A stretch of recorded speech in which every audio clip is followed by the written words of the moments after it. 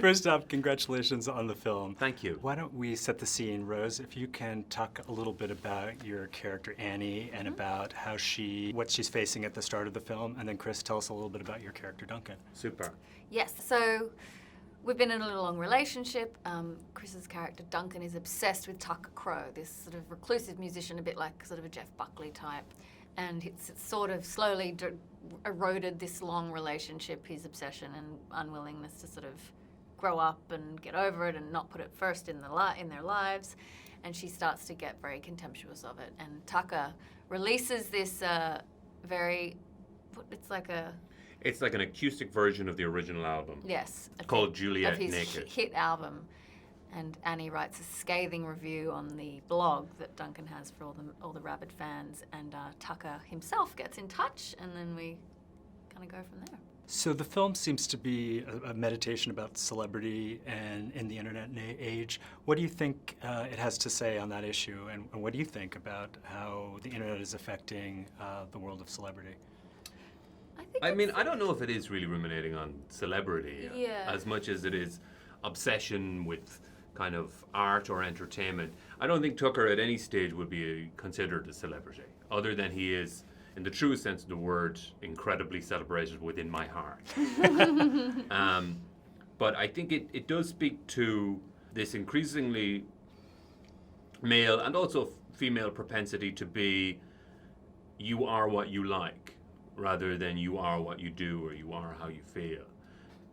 There's so much content of entertainment now, and increasingly so, that it's easier to kind of throw a hoop around a certain amount of different projects and artists or singers or reality stars or whoever, and say, this is what I like and therefore that's who I am. And I don't know necessarily why that is, but I'm sure that the internet has something to do with it, because just the vast library in front of us is so intoxicating. Yeah. Now, there's also the question of who owns art in the film, Yes. which I think is a really interesting one. Rose, why don't you talk a little bit about Yeah, I love that speech that Duncan gives about, ultimately this album isn't for you, it's for us, it's for the fans, and I don't care if you don't think it's worthy, because it is. And I love that. It's like one of my favorite speeches in the whole thing. I really believe that sentiment. I think that once you do make something, a novel, whatever, it kind of does belong to everybody else. Yes. That's the deal you make with people when you release something. And it's, I kind of believe that Tucker's self-hatred is all tied into the album and so on and so forth. But I think that's like the most, and it's very endearing to Duncan's character when he says that. It's the real Nick Hornby moment. That's Nick Hornby. That's his voice. Right. It's like, Artist for the artist, no more than water for the plumber. It's a great line. Have you two ever had that experience where one of your fan thought that your character they sort of had some ownership over it? No, I've never. I worked with Brad Pitt years ago, and I remember the fans around him were extraordinary, and the ownership they felt over him. I did apologize for that. She's got such lovely hair. After the restraining order, that's when he calmed down. That sort of rabid fan thing, it's intense. I've been near it. Like, it is, I've been near it. I've been near it, and it is. People go crazy. Yeah. But I've not. I've managed to remain pretty unlikable.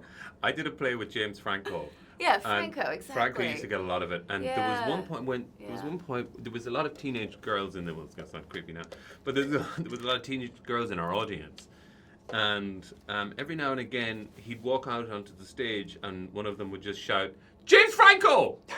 Amazing. Like, it's not, and you could tell that it wasn't something that she had planned. Yeah, involuntary. It was really bizarre. Not even like I love you or whatever, just his name. Tourette's. So wild. What would he do? What would he do? He would go, yes! No, he wouldn't. He would just try to ignore it. On that note, congratulations on the film. Hey, thank you very much.